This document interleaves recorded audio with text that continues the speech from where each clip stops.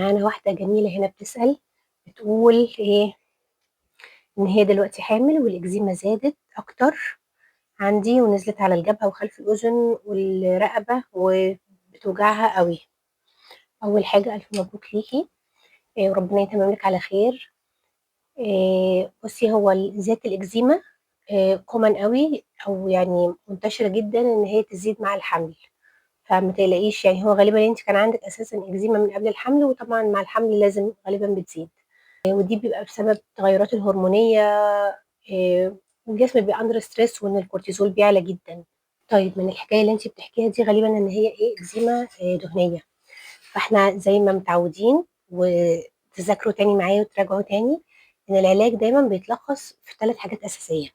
أول حاجة هيكون غسول مناسب لنوع بشرتِك، وتاني حاجة مُرطِّب، والحاجة الأخيرة كورتيزون، كريم فيه كورتيزون بس بنسبة خفيفة جدًا عشان طبعًا مع الحمل.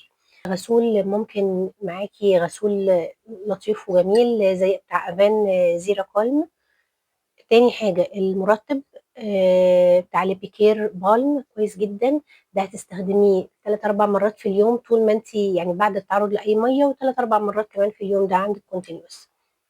والحاجة الأخيرة إن إحنا عندنا كريم هيكون فيه كورتيزون بنسبة خفيفة زي هيدروكورتيزون 1% أو كيوتيفيت كريم برضه، ده هنحُط طبقة خفيفة أوي مرّة أو مرّتين بس في اليوم.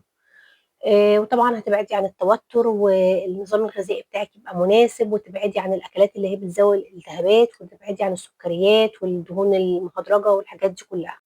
لو عندِك أي سؤال تاني خاص بالجلدية أو التغذية أو الpsychology بالنسبة للفترة اللي أنتِ فيها ديّة، ابعتي لي في comment وأنا هارُد عليكِ إن شاء الله في أقرب وقت، وما تنسيش تعملي follow للصفحة وlike للفيديو وshare ليه على الstory عندِك علشان يوصل لكل واحدة حامل محتاجة تعرف برضه إيه الحاجات اللي مناسبة إن هي تستخدمها.